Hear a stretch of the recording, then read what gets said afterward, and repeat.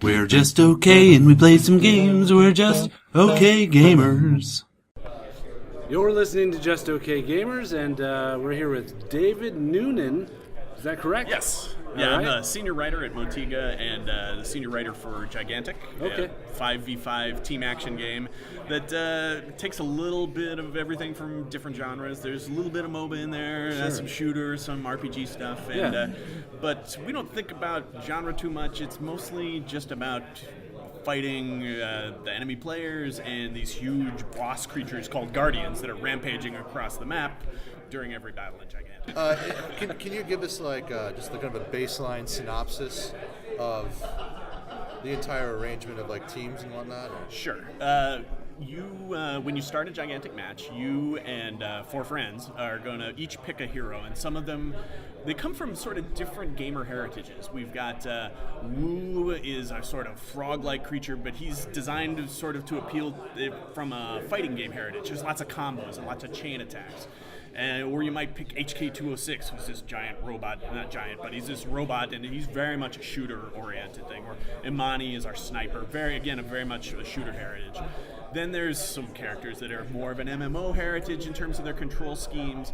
And the idea is we just mix it all together. So you're muddying the waters to kind of create this blending of several different traditions and tropes. Exactly. Okay. Exactly. And so there's melee characters and ranged characters, and so there's 5 of those, and then you'll have one Gigantic Guardian that's a computer AI controlled, like a 5-foot story tall monster that's on your team. But that's the part that caught my eye, but that's all I really know. So Yeah. how does that all interpolate? So at the start of the match, the Guardian is going to sort of be behind your lines, and there's an enemy Guardian. They've got a team of 5 with a Guardian also, and you're going to capture points on the map to power up your Guardian, and then once your Guardian gets enough power, it will rampage from one end of the map to the other and knock the other Guardian over.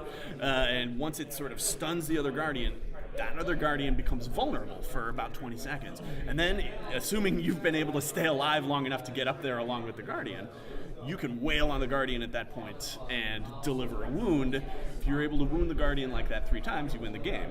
The other team, of course, trying to do the exact same thing to you. It almost strikes me as like a MOBA meets Team Fortress kind of thing. You just basically flipped it on its head. It's like the nexuses are heading towards each other for this climactic battle. And Us gamers love labels. Yeah, I know, we do. Well, there's nothing wrong with trying to understand something weird and new in terms of what you already know. And Absolutely.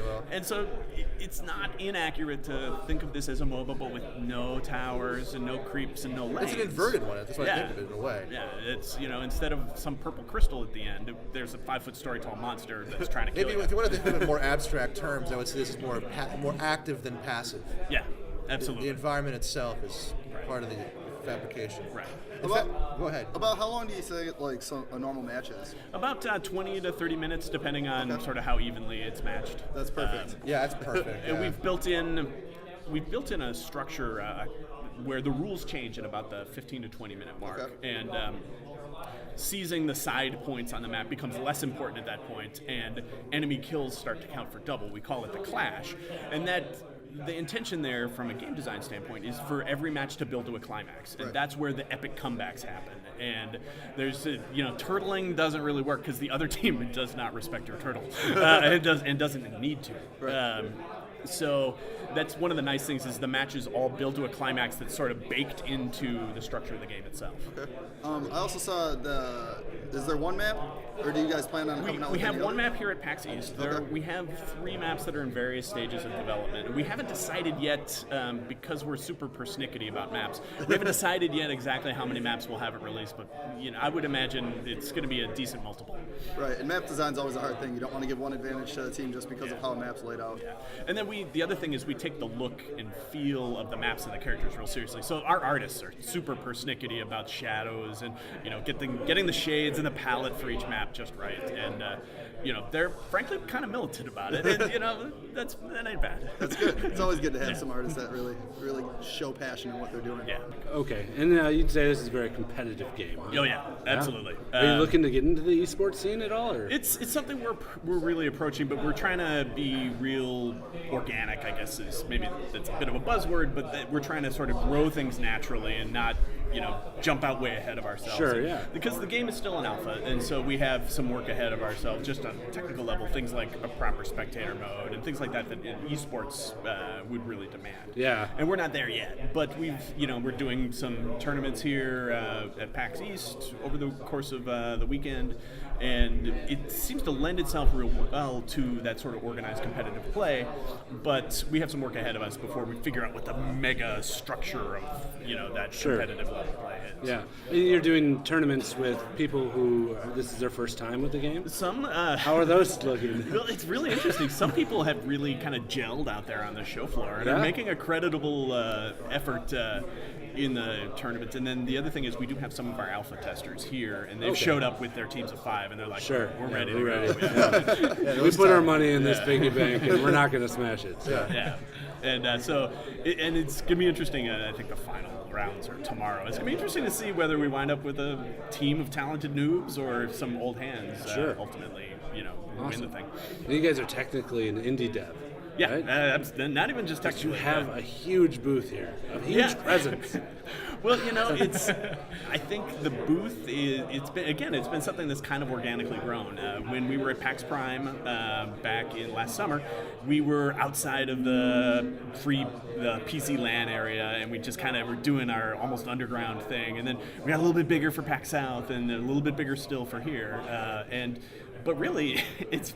More than anything else, it's about line management, and we just, every single time we have these huge lines of people that want to try the game because it's super pretty. Right. Yeah.